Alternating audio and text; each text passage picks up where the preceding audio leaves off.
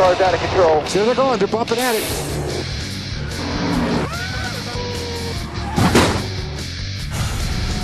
Oz is not afraid to mix it up, and they do mix it up.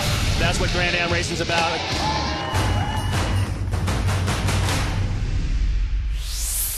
Oh, it's fantastic. Ian did a fantastic job, and the whole team. Great job with the pit stops.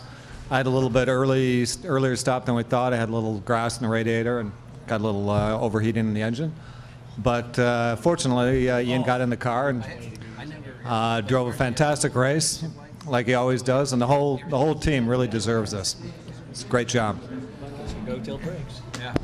Okay, best career finish for the number 6 Michael Shank racing car. And James, do you have anything at all for Scott or Darren at the finish? To be honest, at the end there, I was pretty much out of tyres, so I was just trying to hold on to stay on the podium. Wanted to give John his first podium up here, so that was important for us today. Obviously, the 01 was pretty strong, and Darren got around the outside of him on the penultimate restart. I was hoping there were going to be a bit more contact there, but you know, they decided prudence was the case, so I didn't really have a chance with them. But we were in contention all day. Like John said, we came in early, so we changed at the 30-minute mark. As soon as our window opened up, we put the tyres on, so we were on them for quite a while. But no, Ford did a great job. Michael Shank, just really happy to be here. Okay, David Donahue and Darren Law, second 3 times in the last 4 races. Top 5 last 5 races, but you don't seem happy finishing second, David Donahue. Well, like before, we're really looking for a win. I think our guys deserve a win. We rolled off the truck pretty far off the pace.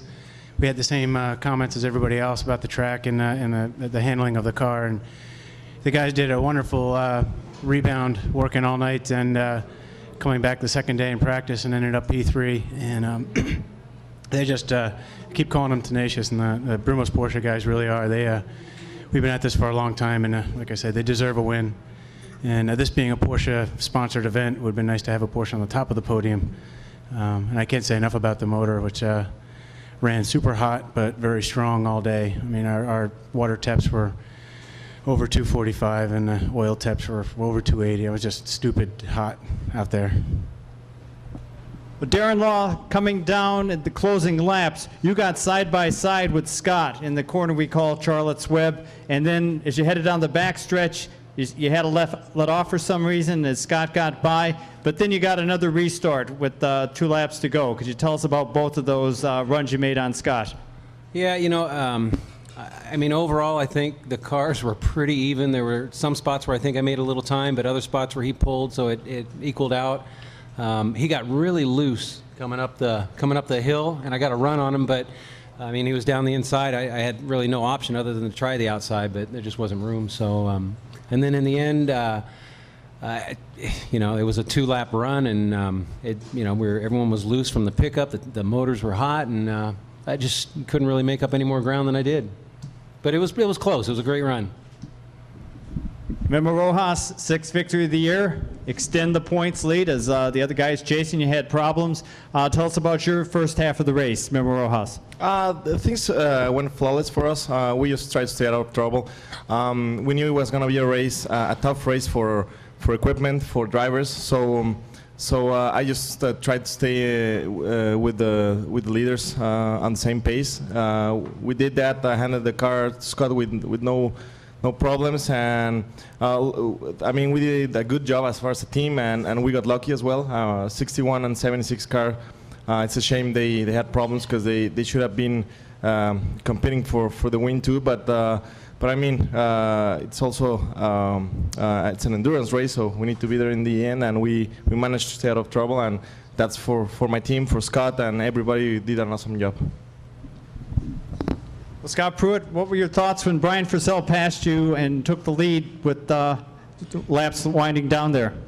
They had a strong car, and we got jammed up. The 99 car, myself, we got jammed up in traffic on the back straight. He was clear, had a run and got by both of us right at the same point. But even at that, they had a real good car. I feel bad for them that they broke. They're just as the 58 guys are. I mean, they're knocking on the door for a win. And I mean, it's just going to be the next race or next second or third race in from now. And I can't say enough about Lexus, as you guys are saying. I mean, all the alarms were on. The water temp alarm, oil temp, everything was, and you just had to ignore it all. I mean, everything was just way overheated, including the driver. And we just took it to checkered flag. And this is big for us as a team because we have finished here one time on a podium since 2004. And this seems like one of those tracks we continually struggle,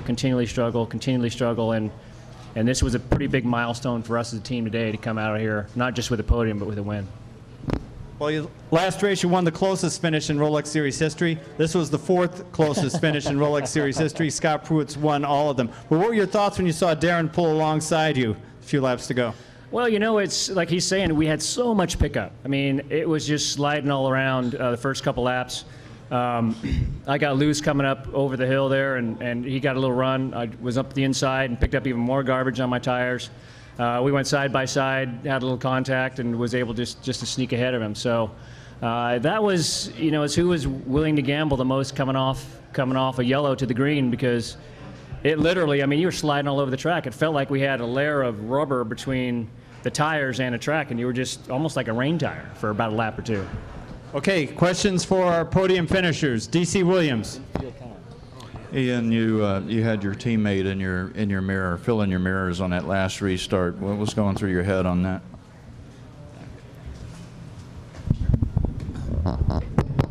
Pretty much, please don't hit me. No, I mean, we've raced pretty nose to tail all season long. My car was a little bit better than his, so I knew as long as I could get a little bit of daylight, he wouldn't trouble me. But Oz is a great teammate and pretty level-headed most of the time. At least it wasn't Juan Montoya. Yeah, well, he is Brazilian. More questions? Yep. Yes, DC. Scott, you were following the 99, and all of a sudden the 61 mounts this pass, taking the two of you. What happened there that he was able to get by you and the 99 within a matter of a few seconds? It was just traffic.